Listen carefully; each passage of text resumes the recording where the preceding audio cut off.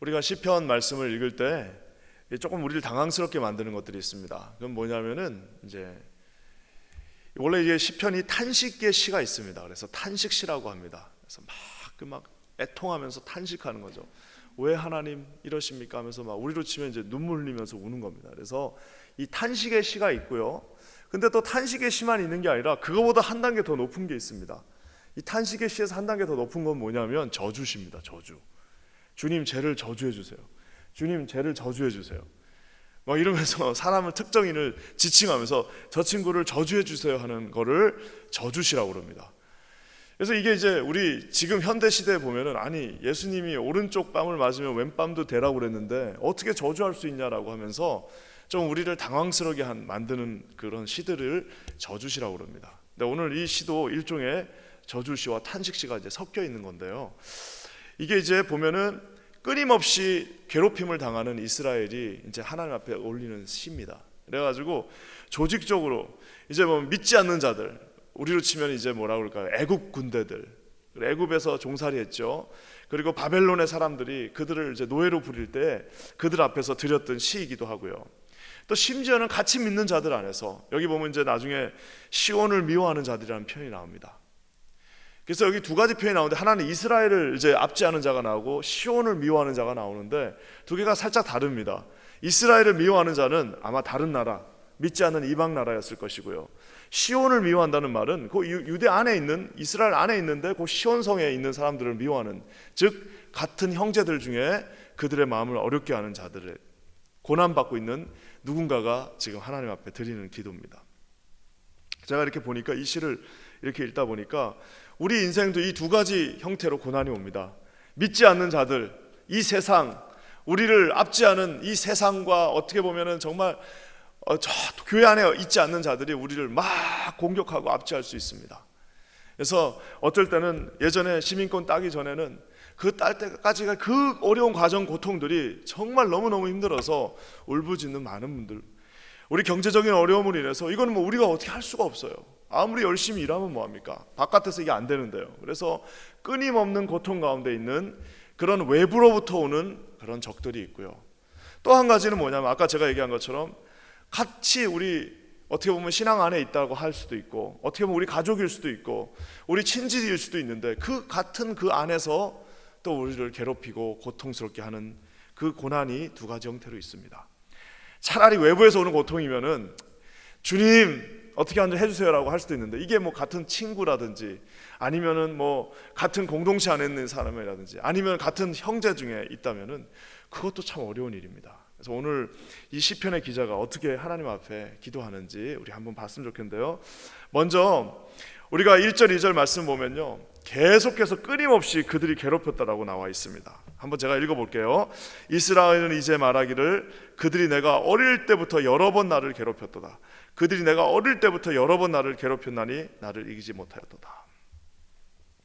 이 말씀을 딱 보면은 이 외부로부터 오는 고난이 어릴 때부터 그냥 한 번에 끝나는 게 아니라 여러 번 똑같은 말씀을 1절과 2절에 두 번씩이나 합니다. 그 말은 뭐예요?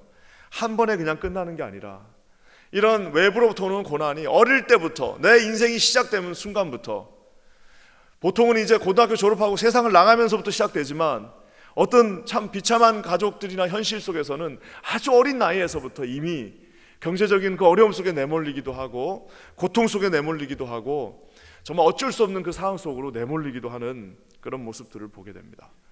참 보면은 막 마음이 아프죠. 막 14살, 15살밖에 안 됐는데 벌써 그때부터 세상의 그 쓴맛, 눈물을 볼 수밖에 없는 사람들도 우리 가운데는 있다라는 겁니다.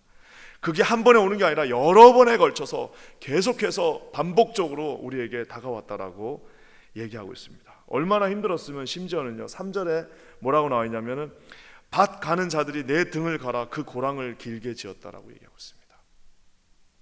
이게 이제 그 채찍을 비유하는 거죠. 그러니까 이스라엘 사람들이 애굽에서 종살이할 때 이런 채찍으로 그냥 때리니까 어떻게 되냐, 그 등이 어떻게 해요? 밭 가는 자들이 내 등을 간다라고 얘기하는. 우리 이제 옛날에 보면 소가 이렇게 밭을 갈고 가잖아요. 깊게 이 땅을 파면서 가는데 그 땅을 파는 것이 아니라 그 채찍이 내 등을 찍어서 내 등을 갉아놨다라고 오늘 표현하고 있는 것입니다. 그 위에서 때리는 채찍을 피할 곳도 없고 그냥 몸으로 맞는 방법 외에는 없더라고 오늘 이 말씀이 이야기하고 있습니다. 그래서 세상이 이렇게 끊임없이 나를 괴롭힌다라고 오늘 시편의 기자가 얘기하고 있습니다. 근데 이게 참 보면 아까 제가 얘기한 것도 어릴 때부터 계속해서 반복적으로 끊임없이 여러 번에 걸쳐서 그 고난이 오는데, 여러분 이 고난은 어떻게 보면은 우리 믿는 자들의 데스티네이션, 숙명일 수도 있습니다.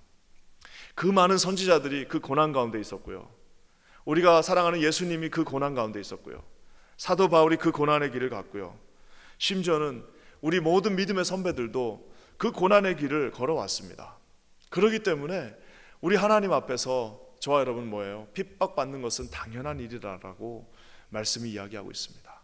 누구든지 경건하게 살고자 하는 자들에게는 세상이 그들을 싫어하고 미워한다라고 이야기하는 것이 너무나도 당연한 일입니다. 그래서 그 고난이 끝나지 않을 것 같아요. 근데 오늘 말씀이 뭐라고 그러죠? 4절 말씀 우리 한번 다 같이 읽어보겠습니다. 시작. 여호와께서는 의로우사 악인들의 줄을 끊으셨도다. 악인들의 줄을 끊으셨도다. 이 실타래처럼 이 고난이 막 묶여 있는 겁니다. 근데 그걸 어떻게 하셨다고요? 우리 주님께서 그 악인들의 줄을, 영원히 끊어지지 않을 것 같은 그 줄을, 이거 여러분 이거 하나씩 풀려고 그러면 못 풉니다. 실타래 옛날에 막 묶여 있는 건요, 저 같은 사람한테 주면 그건 못 풉니다. 그냥 하다가 그냥 차라리 가위로 끊어버리고 아니면 새로 사버리죠. 근데 어떻게 해요? 그 인간이 여기로 묶고 저기로 묶고 이쪽으로 묶고 저쪽으로 묶어갖고 옴짝달싹도 않는, 정말 움직일 수도 없는 그 끈을 우리 여호와께서 어떻게 해요? 여호와께서는 의로우사 악인들의 줄을 끊으신다라고 이야기하고 있습니다. 비록 그들이 우리를 압제할 수 있고 고난 가운데로 넣을 수 있고 우리를 정말 어떻게 보면 힘든 곳으로 넣을 수 있지만, 우리 주님께서 의로우사 반드시 우리 가운데 이런 줄들을 끊어버리는 역사가 있을 줄 주님의 이름으로 간절히 축원합니다. 그래서 나중에는 기도하다 인간의 생각으로 도저히 풀리지 않는 부분들이 있습니다. 자기도 어떻게 할 수가 없어요. 그때는 뭐예요? 그때 정말 주님이 끊어주시는 방법밖에는 없습니다. 우리 자녀들의 문제도 마찬가지입니다. 아무리 제가 유스페스트 할 때 아무리 해도 안 되는 애들이 있습니다.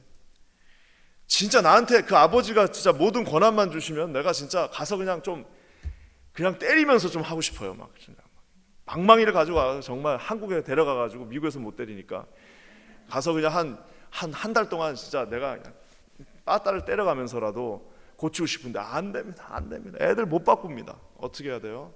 주님이 끊어주셔야 됩니다. 그 저주의 끈을, 그들의 그 사로잡힌 생각을, 그들의 그 모습들을 하나님이 그 사단으로부터 끊어주시지 않으면 안 된다는 사실입니다. 저는 우리 주님께서 그런 극단적인 방법은 아니지만 그런 느낌이, 그런 하나님의 은혜가 있기를 주님의 이름으로 간절히 축원합니다. 악인들의 그 모든 압제가 다 끊어지는 역사가 있기를 주님의 이름으로 간절히 축원합니다. 그러면서 여러분 또 보면요, 아까 제가 얘기한 것처럼 이제 이 바깥에서 뭐 경제적인 거나 뭐 이런 신분 이런 거 오는 거는 그렇다 칩니다. 근데 더 우리를 괴롭게 하는 게 있습니다. 그건 뭐예요? 시온을 괴롭히는 자들이 있습니다. 시온은 뭐예요? 바로 그 유다 성 안에 있는 예루살렘 성에 있는 그 시온, 그 조그만 그 지역을 말합니다. 거기가 상징적으로 뭘 말합니까? 예배 드리는 곳, 하나님의 순결한 백성들이 있는 곳, 정말 하나님의 사랑을 사랑하고자 하는 자들이 모여 있는 곳을 시온이라고 얘기합니다. 근데 그 시온을 미워한다라고 얘기하고 있어요.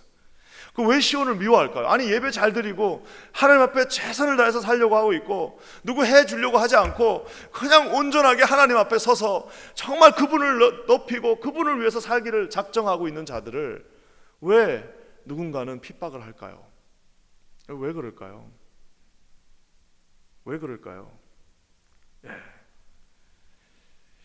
여러분 이것이 정말 참 딜레마입니다. 예수님이 누구 하나 뭐라고 하셨습니까? 예수님은 누구 하나 뭐라고 한 적이 없어요. 딱 한 번 채찍을 들고 한 번 이거 덮으신 적은 있죠. 그것도 정말 얼마나 하다 안 됐으면 그랬겠습니까? 예수님이 참으셨으니까 이거 한 번 덮고 마셨지.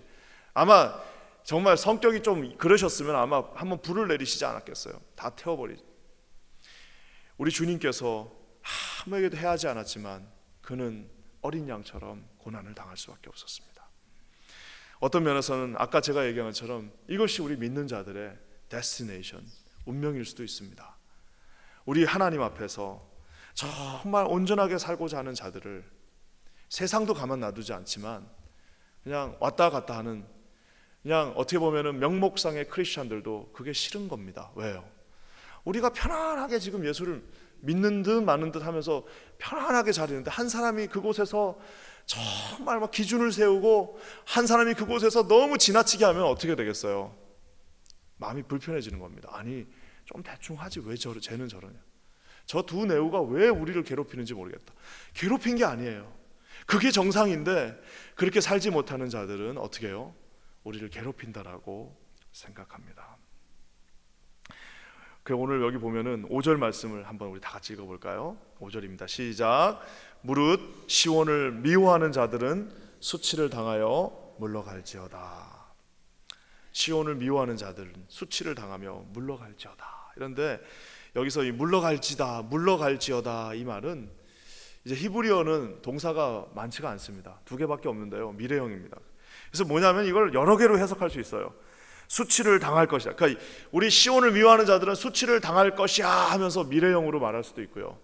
시온을 미워하는 자들은 지금 수치를 당해라 하면서 당할 것이야, 당하고 있다라고 하는 현재도 될 수 있지만 사실은 더 말하는 것은 이거예요. 수치를 당하게 하소서라고 하는 지시형이라고 해야 되나요? 기도형. 주님, 저들이 수치를 당하게 하십시오. 주님, 정말 하나님 앞에 온전히 서서 내가 하나님 앞에 나가고자 하는 나를 괴롭히는 모든 자들을 수치당하게 하십시오라고, 어떻게 보면 조금 뭐라 그럴까요? 크리스찬답지 않은 기도일 수도 있습니다. 근데 아까 제가 서두에 얘기한 것처럼 여러분, 이 시가 위대한 이유는요, 이 사람은 누군지는 모르지만 지금 이 시를 짓고 고난 가운데 자기가 하나님 앞에 서 있는데 그거를 괴롭히는 모든 자들에게 뭐라고 그러는 거예요? 가서 멱살을 잡고, 야 말이야, 너 왜 나한테 이러는 거야?